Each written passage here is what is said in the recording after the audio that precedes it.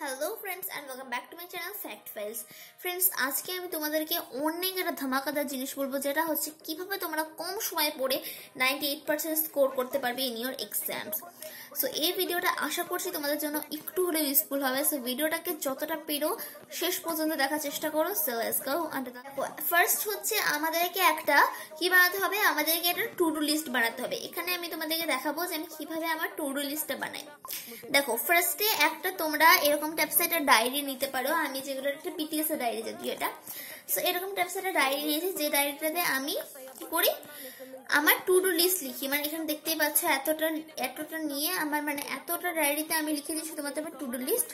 So আমি তোমাদেরকে এখন দেখাবো যে আমি এখানে কিভাবে আমার হোল লিস্ট লিখি। মানে টু ডু লিস্ট বলতে এটাই কি, আমরা তো সকালে উঠে এটা জানি না যে আমরা সারাদিনে কি করবো, আমাদের কি করতে হবে। এটাই বলতে টু ডু লিস্ট। মানে তোমরা হয়তো সকালে ফার্স্টে ঘুম থেকে উঠলে লিখলে যে আমি এটা আজকে আমাদেরকে তিনটে, আরেকটা কথা বলে দিই যে তোমরা টু ডু লিস্ট 3 থেকে 4টের বেশি করবে না, তাহলে কিন্তু তোমরা কোনোটাই মানতে পারবে না।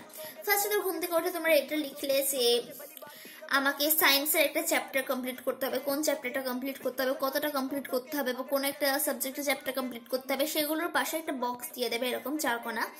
এবং যেটা মানে ওই বক্সটা কেন দিচ্ছি, তোমাদের দিনের শেষে যখন ওইটা তোমরা কমপ্লিট করতে পারবে তখন তোমরা ওই বক্সের টিক মার্ক দিয়ে দেবে।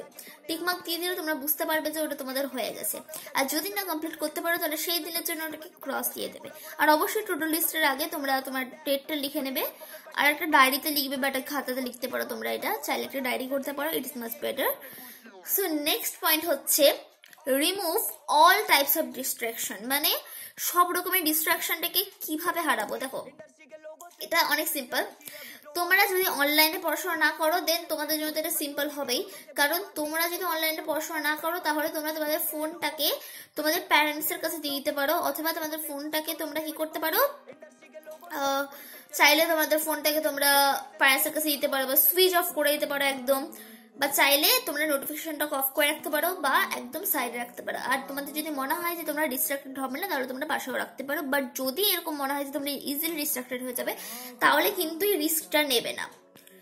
তারপরে হচ্ছে অনেকে বলবে যে আমরা তো অনলাইনে পড়াশোনা করি, তাহলে কি আমরা পড়াশোনা করা বন্ধ করে দেবো? না, অনলাইনে পড়াশোনা করার জন্য আমি একটা ট্রিক্স বলবো তোমাদেরকে।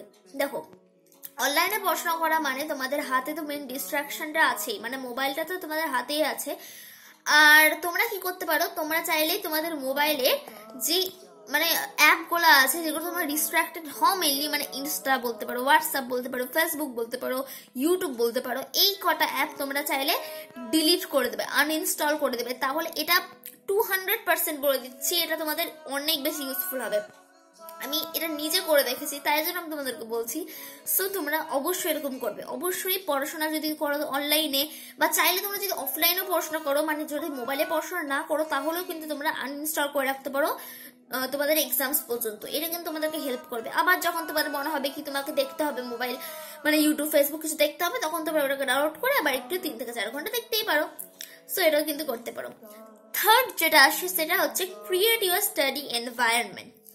এটা মানে এটা না যে একটা ভালো একটা রুম থাকতে হবে, ভালো একটা গার্ডেনে গিয়ে পড়বা, এরকম না। এরকম যেন না হয় যে যে রুমে তোমরা পড়ছো বা যেখানে তোমরা পড়ছো যে স্থানে, সেখানে ধরো তোমাদের বোন আসছে বা কেউ এসে নাচছে, টিভির আওয়াজ আসছে, ফ্যামিলির ঝগড়া আওয়াজ আসছে, বা অনেক জোরে টিভির আওয়াজ আসছে, বা এরা চিল্লাচ্ছে এদের আওয়াজ আসছে, মানে কোন রকম আওয়াজ আসছে এরকম রুমে যদি তোমরা বসে থাকো তাহলে সেখান থেকে উঠে পড়ো। এভাবে পড়াশোনা করা বন্ধ করে দাও। আর তোমরা চাইলে কি করতে পারো,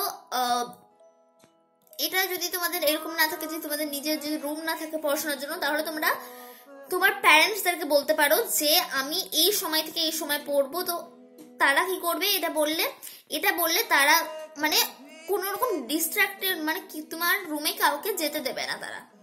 তারা বলবে যে সে পড়ছে, এই জন্য তারা যেতে দেবে না। তুমি তোমার এনভায়রনমেন্টও ঠিক থাকবে। আর আরেকটা হবে, ধরো তুমি পড়া থেকে উঠে গেলে, তো তুমি বলেছিলে যে এই সময় থেকে এই সময় পর্যন্ত পড়বে, আমি অ্যাসাম ধরলাম 11টা থেকে 1টা পর্যন্ত পড়লে, মানে দুপুর।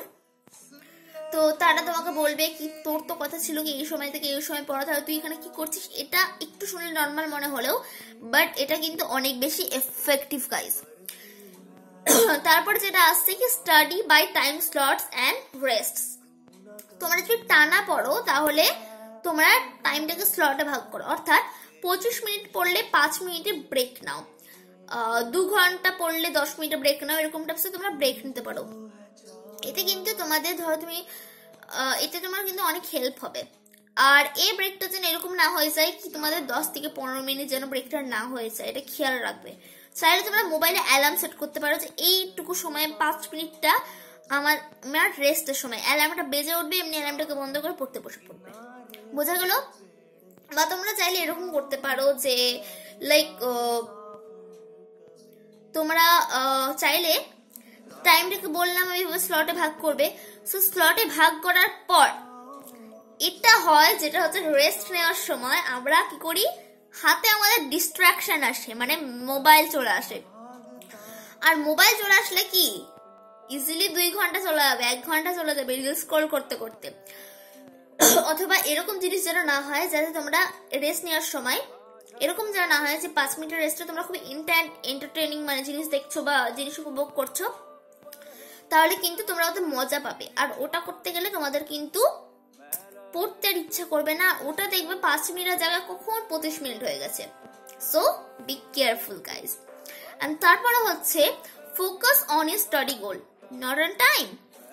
নিজের গোলে ফোকাস করো, টাইমে না। এরকম আমরা করি যে 25 মিনিট ধরে আমি বললাম যে পড়বা তুমি, তাহলে তুমি কি করো কি দেখো যে কত টাইম হয়েছে 25 মিনিট হয়েছে কিনা, এরকম করবা না। নিজের যে গোলটা আছে যে ওইটুকু পড়বা, ওইটাকে কিন্তু মানে কি বলবো ফিক্সড রাখবা।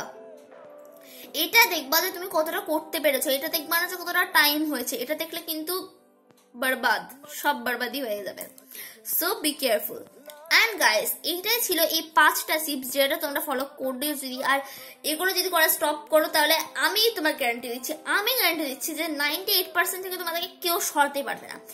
কাউরের ক্ষমতা নেই তোমাকে 98% থেকে সরানোর, যদি তোমরা এগুলো মানো। So thanks for watching and bye bye. আর এই ভিডিওটা যদি ভালো লাগে তাহলে ভিডিওটাকে লাইক করে দিও, চ্যানেলটাকে সাবস্ক্রাইব করে দিও।